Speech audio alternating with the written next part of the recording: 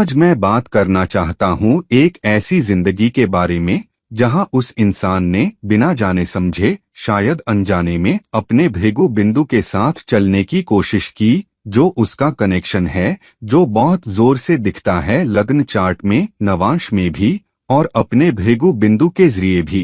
और उसी के दम पर उसने अपनी एक अलग पहचान बनाई, बहुत मजबूत पहचान बनाई। और वो एक ऐसी शख्सियत है जो काली औरतों में, अगर मैं ये लफ्ज इस्तेमाल कर सकता हूँ, वो एक सुपरस्टार हैं। वो अरबों लोगों के लिए प्रेरणा बन चुकी हैं। मैं लाखों की बात नहीं कर रहा जो एम से शुरू होता है, मैं अरबों की बात कर रहा हूँ जो बी से शुरू होता है। वो अरबों लोगों के लिए प्रेरणा हैं। वो एक रोल मॉडल हैं। उन्हें तमाम अवार्ड्स भी मिले हैं। अगर मैं सिर्फ उनके अवार्ड्स की ही बात करूं तो शायद मैं एक साथ ही अवार्ड्स गिना सकता हूं। किस वजह से जीता कौन सा अवार्ड? वो दुनिया की सबसे बड़ी काली औरत मानी जाती हैं, जो परोपकारी भी हैं, फिर भी बहुत आगे हैं। और वो उस क्षेत्र में भी सुपर सफल रहीं जो उनके भृगु बिंदु से कनेक्ट है, और जिसे वो खुद एक जीवित बुलावा, लिव कॉलिंग कहती हैं, जिसमें वो अनजाने में कदम रख चुकी थीं। लेकिन वो एक सुपरस्टार हैं और उन्हें मीडिया की रानी भी कहा जाता है। तो अब तक आप समझ ही गए होंगे, मैं बात कर रहा हूँ दुनिया की इकलौती ओपरा विनफ्री, ओपराह विनफ्रे की, जिनका अपना show the opener Winfrey show रहा, एक चैनल भी है, उनके नाम पर एक स्टूडियो भी है, एक मैगजीन भी है। तो चलिए डालते हैं ओपरा विनफ्री की कुंडली में और देखते हैं कैसे एक गरीब से गरीब जिंदगी से उठकर, गरीबी से निकलकर वो एक अरबपति बन जाती हैं, सिर्फ इसलिए कि उन्होंने अपने जीवन का एक कॉलिंग चुन लिया, शायद अनजाने में, अपने भृगु बिंदु और सेवा के इर्द गिर्द जो उन्हें करना था। और अगर कल को भगवान न करे उनका कल न भी हो तो भी वो एक सुपरस्टार के तौर पर याद की जाएंगी, जिसने दुनिया के लाखों लोगों से बहुत ज्यादा हासिल किया है, खासकर उस पृष्ठभूमि से आते हुए जहां से वो आई हैं। तो पेश है आपके लिए ओपरा विनफ्री की कुंडली। अब दोस्तों, ये रही ओपरा विनफ्री की कुंडली। वो पैदा हुई 29 जनवरी 1954 को कोस्युस्को, मिसिसिपी, यूनाइटेड स्टेट्स में, सुबह के 4:30 बजे, यानी सुबह के 4:30 बजे। उनका लग्न धनु राशि का है और लग्नेश बृहस्पति जुपिटर है, जो छठे भाव में वृषभ राशि में मंद रेट्रोग्रेड पड़े हैं, जो जिंदगी की शुरुआती नाकामियों की तरफ इशारा करता है, क्योंकि बृहस्पति मंद है। लेकिन धनु लग्न में पैदा होने की वजह से, जो एक मुश्किल लग्न है, साहसिक लग्न है, जो हर बात में अपनी सीध कहे, नो नॉनसेंस, और जो अपनी एनर्जी, अपने जुनून, रिस्क लेने की क्षमता और दुनिया भर के लोगों से कनेक्ट होने की आदत के दम पर जिंदगी में मकाम हासिल करना जानता है, तो ये उनके पास एक मजबूत लग्न है। हालांकि ये छठे भाव में वृषभ राशि में है, जिसका मालिक शुक्र है, जो बृहस्पति का स्वाभाविक विरोधी ग्रह है। उनका 8वां भाव का चंद्रमा 12वें भाव में नीच का है, लेकिन मंगल के साथ मिलकर नीचभंग रच रहा है। बहुत सारे लोग जिन्होंने जिंदगी में कमाल कर दिया है, उनकी कुंडली में हम देखते हैं कि चंद्रमा वृश्चिक राशि में नीच का होता है और कई बार नीच भंग भी बन जाता है। ये बात तमाम सफल लोगों, उद्योगपतियों, सियासी रहनुमाओं और मीडिया सितारों की कुंडली में देखी गई है। और अब अगर आप उनका दूसरा और तीसरा भाव देखें तो शनि ग्रह 11वें भाव में एक्साल्टेड, उच्च का बैठा है। मैंने अपनी कई वीडियोस में ये बात दोहराई है कि 11वां भाव बहुत मजबूत होना चाहिए, कुंभ राशि बहुत मजबूत होनी चाहिए, तब जाकर सुपर सक्सेस मिलती है। यहाँ कुंभ राशि का मालिक शनि 11वें भाव में ही उच्च का बैठा है, आपको और क्या चाहिए? दूसरी बात, मंगल 5वें भाव का मालिक है, वो करना जो आपको प्यार हो, और मंगल 12वें भाव विदेश, विदेशी दर्शक का भी मालिक है, और वो मंगल वहां नीचभंग की स्थिति में बैठा है। और मंगल और चंद्रमा दोनों ही छठे भाव में बैठे बृहस्पति पर दृष्टि डाल रहे हैं। ये बहुत मजबूत गजकेसरी योग है, क्योंकि बृहस्पति और चंद्रमा एक दूसरे पर दृष्टि डालते हैं। बृहस्पति और मंगल भी एक दूसरे पर दृष्टि डालते हैं। जब बृहस्पति और मंगल एक दूसरे पर दृष्टि डालें, साथ आए, तो ये एक सलाहकार, एडवाइजर, कंसल्टेंट, मोटिवेशनल स्पीकर के मजबूत संकेत होते हैं। चंद्रमा वहाँ है तो ये भी दिखाता है कि उसका मन हमेशा लोगों की मदद करने, सलाह देने, काउंसलिंग करने, गाइड करने में लगा रहता है, खासकर उन लोगों के लिए जो मुसीबत में हैं।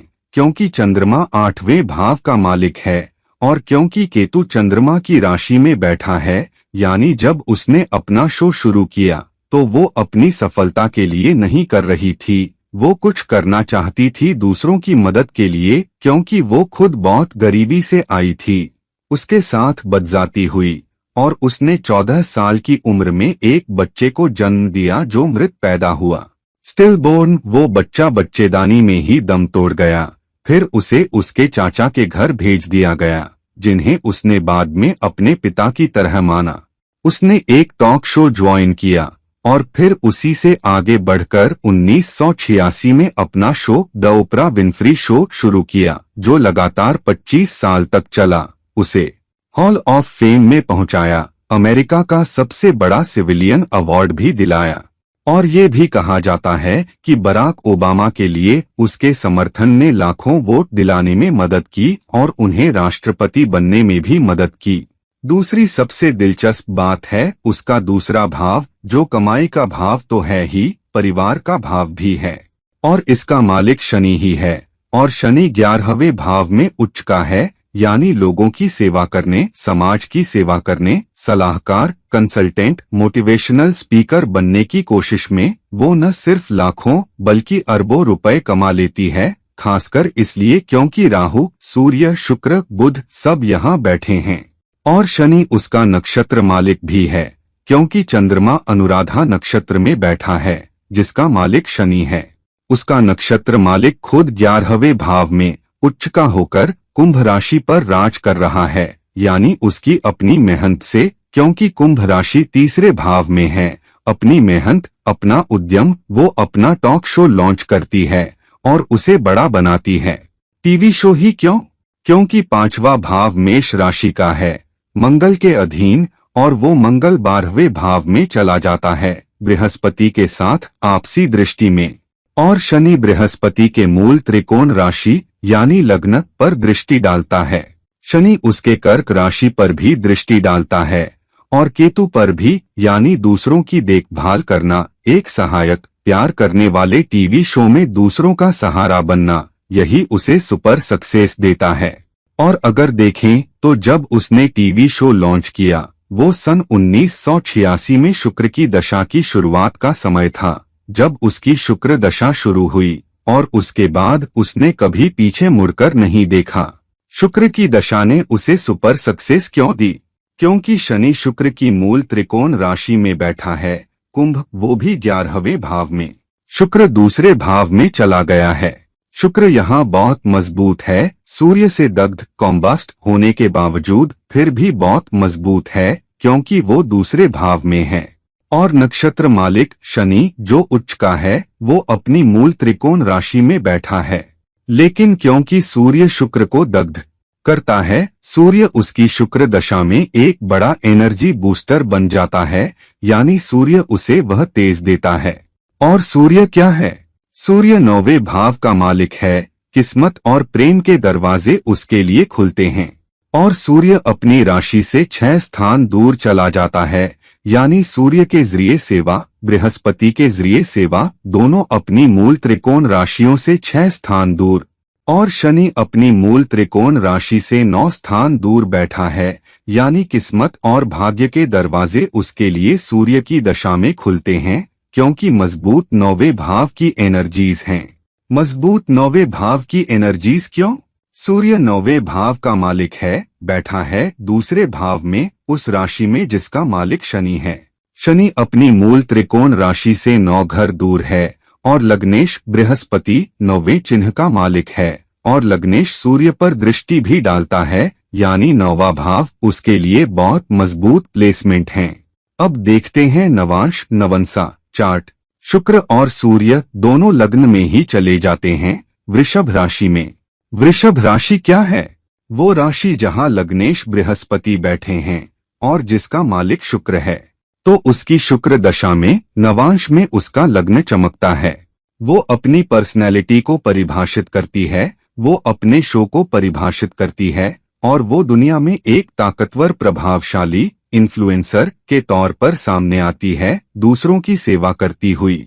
और यहाँ शनि 12वें भाव में चला जाता है, नहीं, शनि 10वें भाव में चला जाता है, कुंभ राशि में। फिर से कुंभ एनर्जी, फिर से शनि बहुत मजबूत। और यहाँ शुक्र मूल त्रिकोण राशि के तौर पर किस भाव को रूल करता है? फिर से छठे भाव को, जहाँ चंद्रमा खुद बैठा है। और फिर से चंद्रमा और मंगल के बीच मजबूत कनेक्शन है, क्योंकि अब मंगल चंद्रमा की राशि में नीच का चला जाता है। तो ऐसा मजबूत आदान प्रदान देखिए, मंगल चंद्रमा की राशि में नीच, चंद्रमा मंगल की राशि में नीच, लग्न चार्ट में और नवांश चार्ट में मंगल चंद्रमा पर दृष्टि डालता है। दूसरी बात, फिर से 9वें भाव की एनर्जी, क्योंकि 9वें भाव का मालिक शनि 10वें भाव में अपनी ही कुंभ राशि में जाता है और राहु 9वें भाव में बैठा है और शुक्र लग्न में वृषभ पैसों की राशि में चला जाता है। तो सेवा के जरिए जो शनि दिखाता है, जो शुक्र की मूल त्रिकोण राशि में बैठा है और शुक्र का पैसों की राशि वृषभ में लग्न में जाना, वो अरबों कमा लेती है। अब उसका भृगु बिंदु मिथुन राशि में है, जिसका मालिक बुध है। बुध लग्न चार्ट में 10वें भाव का मालिक है और बुध दूसरे भाव में बैठा है, जिसका मालिक शनि है। तो 10वें भाव का मालिक और 7वें भाव का मालिक दोनों दूसरे भाव में जा बैठते हैं। हालांकि क्योंकि भृगु बिंदु मिथुन राशि में है 7वें भाव में, ये उसके लिए एक सच्ची प्रेरणादायक कहानी बन जाती है। मिथुन संचार, कम्युनिकेशन की राशि है। मिथुन तीसरे चिन्ह के प्राकृतिक मालिक के तौर पर तीसरे भाव पर भी राज करती है और तीसरा भाव सिर्फ संचार ही नहीं, ब्रांडिंग, मीडिया और अपने दम पर कुछ करने, सेल्फ एंटरप्राइज से भी जुड़ा है। और क्योंकि ये 10वें भाव का मालिक भी है, उसने एक टॉक शो खड़ा किया जो मीडिया से जुड़ा है, जो संचार पर आधारित है, जो बातचीत और आपसी मेलजोल पर आधारित है और उसके जरिए दूसरों की सेवा करना। और एक बहुत अहम बात यहाँ ये है, बुध कहाँ बैठा है? बुध धनिष्ठा नक्षत्र में बैठा है, जिसका मालिक मंगल है और मंगल 5वें भाव का मालिक है। वो करना जो आपको प्यार है, जो आप करना चाहते हैं। तो उसने जो उसे प्यार है, जो करना चाहती थी, उसे ही टॉक शो बना डाला, जो उसे बुध से जोड़ता है, जो मिथुन राशि का मालिक है, जहां उसका भृगु बिंदु है। 7वां भाव क्या है? 7वां भाव उन सबका भाव है जिनसे तुम रोजाना कनेक्ट होते हो। और लोगों ने उसका टॉक शो कहाँ देखा? अपने घरों में, टेलीविजन पर। और चौथे भाव का मालिक बृहस्पति नवांश चार्ट में चौथे भाव में ही बैठा है और बुध के साथ, यानी लग्नेश। और चौथे भाव का मालिक जो घर का भाव है, जहां तुम टीवी देखते हो, दोनों चौथे भाव में बुध के साथ बैठे हैं। तो नवांश में बहुत साफ है, 5वें भाव का मालिक मीडिया और सार्वजनिक प्रदर्शन का भाव, चौथे भाव में बृहस्पति जोड़ी एक चार्ट का लग्नेश है के साथ चला जाता है। और बृहस्पति और बुध नवांश में शनि के साथ आपसी दृष्टि में है, जहां मैं नवांश में दूसरे भाव के मालिक की बात कर रहा हूं। दूसरा भाव भाषा और परिवार का भाव है, तो उसका शो परिवार से जुड़ा। लोग घर पर बैठे टीवी पर उसका शो देखते थे। बुध लग्नेश के साथ शनि की आपसी दृष्टि में बैठा है और इसी ने उसे सुपर सक्सेस दी। उसके भृगु बिंदु को आजीवन कॉलिंग में, आजीवन शो में बदल दिया और फिर मैगजीन के जरिए और अपने प्रोडक्शन हाउस के जरिए उसे जोड़ा। उसने अपनी magazine the opener Winfrey magazine कब लॉन्च की? बिल्कुल सूर्य दशा के मोड़ पर। और यही उसे सुपर सक्सेस देता है। सुपर सक्सेस क्यों? क्योंकि सूर्य मैगजीन छापने का काम करता है और 9वां भाव प्रकाशन का भाव है, जिसका मालिक सूर्य है।